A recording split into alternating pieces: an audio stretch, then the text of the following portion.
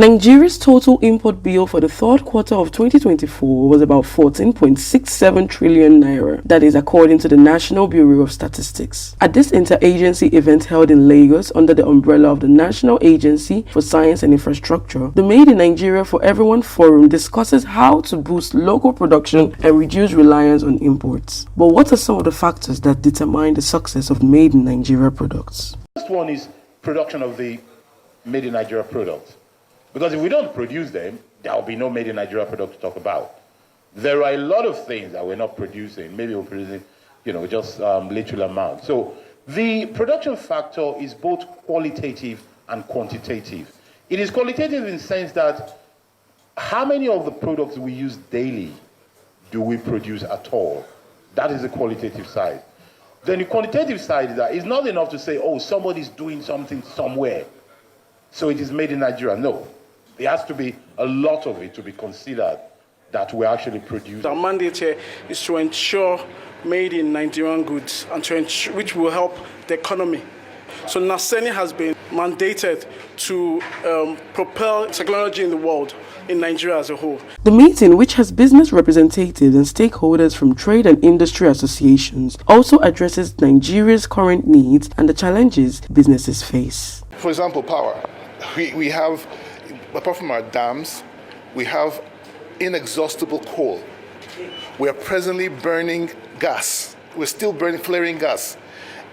Anybody who's in engineering will tell you the gas that's being flared is dirty gas, but it's immaterial. That gas can be not only for, if it's a turbine, it has to be cleaned.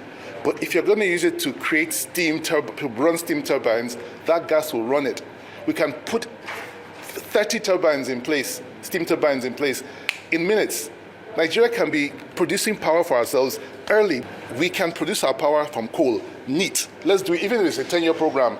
But for right now, Nigerian economy is bleeding. We need to have power produced from within. The meeting, which has business representatives and stakeholders from trade and industry associations, also addresses Nigeria's current needs and the challenges businesses face. So most of our indigenous producers, manufacturers, face the problem of finance.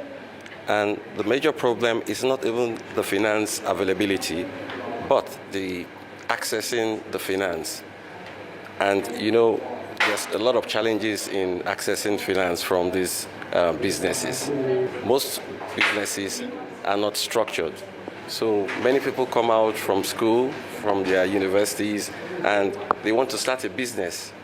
But there is no proper guidance on how these businesses will be structured. When you talk of financial structuring, knowing how to calculate their income and their expenses, and at the end of the day produce their balance sheets and income statement. There were also discussions on ensuring products are of the right quality and meet international standards. Regulators make them produce quality products at low costs.